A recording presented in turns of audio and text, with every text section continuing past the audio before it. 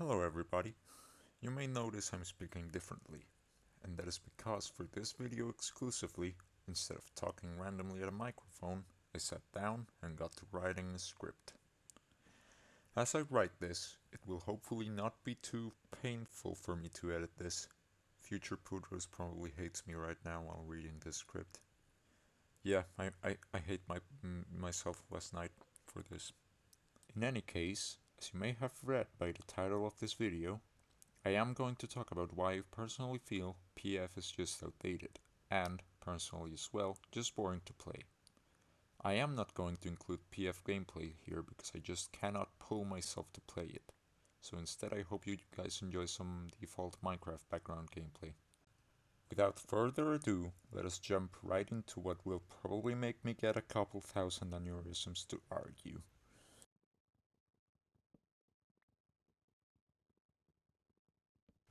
So, Phantom Forces. It came out back in 2014, also known as the pre-Dark time. It came out following the basis of Core 5, probably because it was built of it, and was a paid pre-alpha. Thing is, it was amazing. So amazing that it would continue to exist for almost 8 years now. People grew up with this game, such as me and many other people in the community.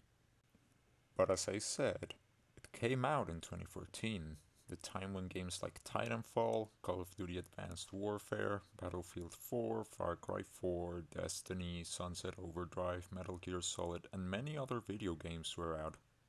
But unlike those games, it still carries the vices and limitations it came out with, and, ironically, it's more limited than its predecessor. But I will touch on that later. The thing is, Phantom Forces, for all intents and purposes, has remained in 2014, frozen in amber, while other games, both outside and inside of Roblox, have begun taking steps forward. Games like Modern Warfare 2019, Battlefield 1, Titanfall 2, and even Doom. And if you're going to complain about me comparing 7-digit budget AAA productions with Phantom Forces, then I can provide for that too, because in Roblox, we have also had many first-person shooter games come out that highly surpass Phantom Forces when it comes to overall content.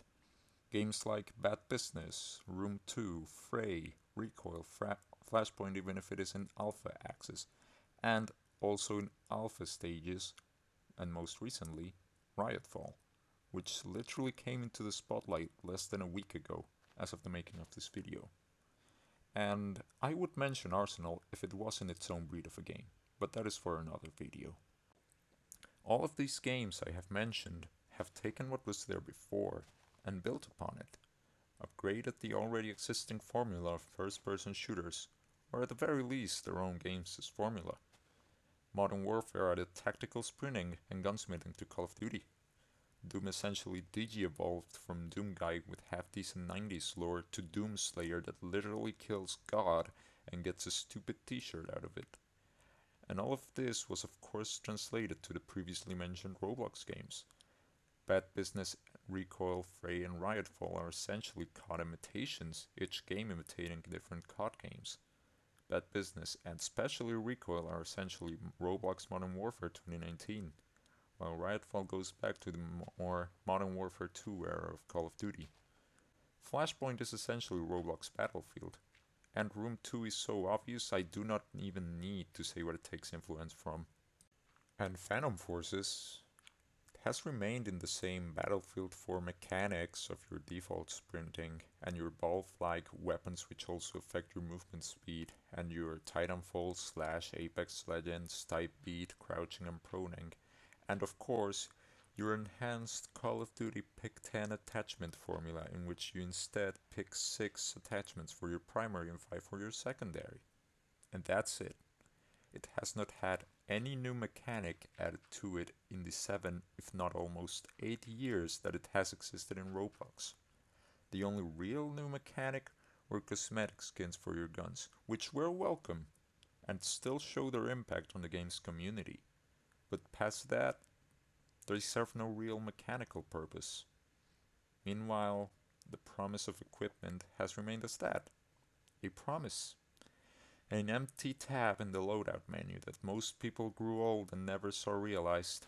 I remember asking once about the reasoning and motivations behind all of this, and the response was that, and I am paraphrasing here, begin paraphrase.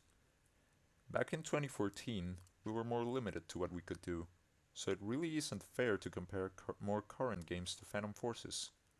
And while that statement is not untrue, it does have a rebuttal in what Call of Robloxia did in its time. Phantom Forces is, from a certain perspective, a regression of what Call of Robloxia 5 was doing back in 2009. Because in Core 5 you had more grenades and grenade types, you had actual weapon challenges, player clans, double XP tokens, 3 perk tiers to choose from, and 6 factions across all of the maps. Yeah, Call of Robloxia might have been a Roblox imitation of Call of Duty World at War, but that's not the point.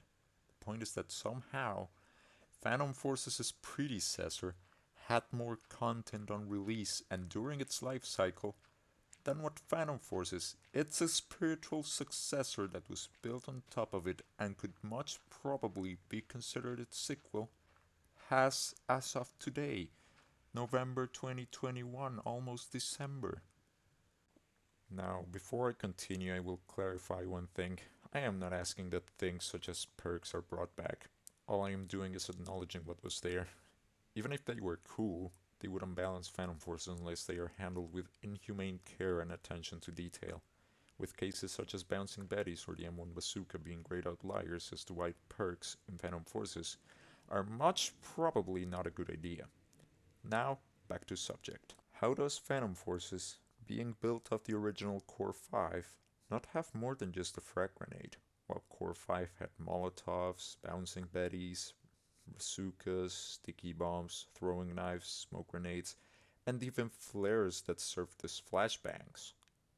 How does Phantom Forces not have any weapon challenges whatsoever when Core 5 already had them? Even if I personally think they are better off not being present, why did Core 5 have perks, but Phantom Forces doesn't have perks? It is these doubts that get me to the position I have stated in the title and introduction of this video. Now don't get me wrong, Phantom Forces is a fun game. I would not have played it for almost 8 years, much less made content on it for 5 years, and even much less contributed to it for what will now be 2 years if it was a boring game.